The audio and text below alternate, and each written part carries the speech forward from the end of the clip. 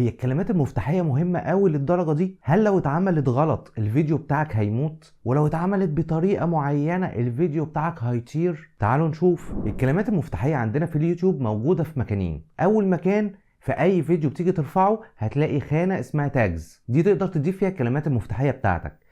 تاني حاجة الكلمات المفتاحية بتاعت القناة كلها، ودي هتلاقيها في اعدادات القناة خانة اسمها كيوردز. الكلمات المفتاحية دي لغاية سنة 2020 كانت مهمة جدا، كانت من اسمها كده هي اللي بتفتح لك اي فيديو، وكان من غيرها صعب ان اي فيديو يوصل للناس، لان اليوتيوب كان بيعتمد في الخوارزميات بتاعته على البحث في المقام الاول. كان اليوتيوب معروف عنه انك بتخش تبحث عن حاجة انت عايزها وتقدر تدور في الفيديوهات لغاية ما توصل لفيديو مقرب شوية للحاجة اللي انت محتاجها. لكن من 2020 وتحديدا كده في اواخر 2020 خوارزميات اليوتيوب اتغيرت تماما، بقت شبيهة كده للتيك توك، بقت بتعتمد على الفيديوهات المقترحة، فيديوهات تظهر في الهوم، فيديوهات تطلع من البراوز، وبقى فيه اكتر من مصدر مشاهده للفيديو الواحد، ما بقاش الفيديو بس المشاهدات بتاعته كلها بتيجي من البحث. فطريقه الخوارزميات اتغيرت تماما في الفتره الاخيره.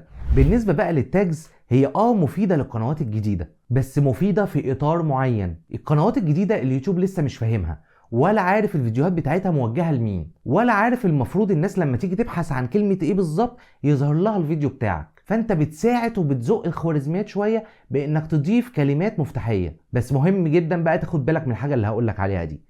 الكلمات المفتاحيه اللي تيجي تضيفها ما تضيفش اكتر من كلمتين او 3 بالكتير. ما تعملش موضوع تعبير في الكلمات المفتاحيه، في ناس بتعمل بال20 وال25 كلمه، ودي بقى الحاجه اللي بتسبب ان الفيديوهات بتاعتك محدش بيشوفها. طريقه عمل الكلمات المفتاحيه دي ان الناس لما تيجي تبحث مثلا عن كلمه، لو انت بتعمل مثلا محتوى جيمنج وعامل فيديو عن الجيمنج وليكن مثلا عن لعبه بابجي، فمن المنطق تكتب ايه الكلمات المفتاحيه؟ كلمه جيمنج، كلمه العاب، كلمه بابجي. ده الصح. في ناس بقى ممكن تكتب لك كلمات تانية كتير ليها علاقة بالألعاب، فري فاير بقى وأسامي ألعاب تانية وحاجات، وكل واحد عارف نفسه. فإيه اللي بيحصل؟ الفيديو بتاعك في الأول بيجرب أول كلمتين، يبدأ يزق الفيديو بتاعك للناس اللي بتبحث عن كلمة جيمنج أو كلمة ألعاب، فتلاقي الفيديو بتاعك في البداية جاب مشاهدات وجاب تفاعل. تيجي بقى تاني يوم تلاقي الفيديو بتاعك وقف. ايه بقى السبب؟ السبب ان اليوتيوب خلص اول دفعة اختبار لاول كلمتين في اللي انت كاتبهم في الكلمات المفتاحية، وبدأ في دفعة جديدة انه يختبر الكلمتين اللي بعد كده. فالكلمتين اللي بعد كده لو حضرتك كاتبهم حاجة ملهاش علاقة بالفيديو او حاجة ملهاش علاقة بالفيديو بشكل مباشر، فالناس اللي هيظهر لها في نتائج البحث الفيديو بتاعك هي ناس مش مهتمة اصلا، فيقلبوا الفيديو بتاعك ما يتفرجوش عليه، فتلاقي معدل النقر بتاعك بدأ يقل بطريقة صاروخية. بدل ما كان 10 فجأة لقيته بقى 1. واول اليوتيوب ما يلاقي ان معدل النقر عندك وصل ل1 خلاص مش محتاج انه يوريه لحد، ما هو الناس ما بتضغطش عليه.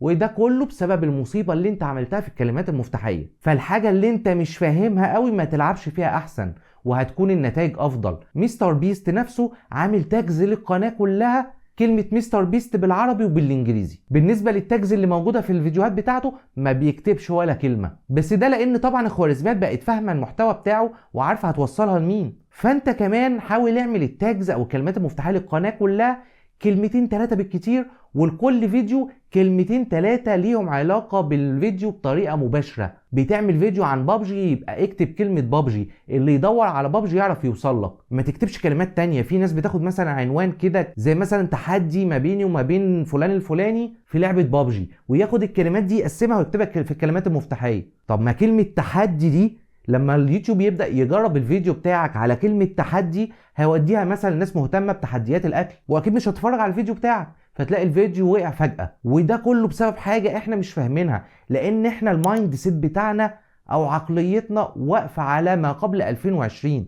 طريقة عمل اليوتيوب ما قبل 2020. دلوقتي اليوتيوب مختلف تماما والخوارزميات بتاعته مختلفة تماما، ما بقتش محتاج اصلا ان انت تكتب تاجز. ده انت يعني انت لو محتاج قوي فبقول لك اكتب كلمة او 2 أو 3 بالكتير، انما انت لو ما كتبتش عادي خالص اليوتيوب هيبدأ يفهم الوصف بتاعك بتاع الفيديو، وهيبدأ يفهم محتوى الفيديو من سلوك المشاهدين، ويبدأ هو يوصلهم للناس الصح بطريقه افضل بكتير من الطريقه اللي كان هيقدمها بالكلمات المفتاحيه الغلط اللي انت عاملها. فلو انت مش عارف قوي انت بتعمل ايه ما تلعبش في حاجه وسيب اليوتيوب هو هيتصرف افضل واحسن. ان شاء الله انتظرونا في فيديوهات جايه هنتكلم عن اخطاء كلنا فاكرين ان دي الحاجه الصح اللي بنعملها. وما تنساش اللايك والاشتراك وتسيب لي كومنت بسيط كده تدعمني فيه.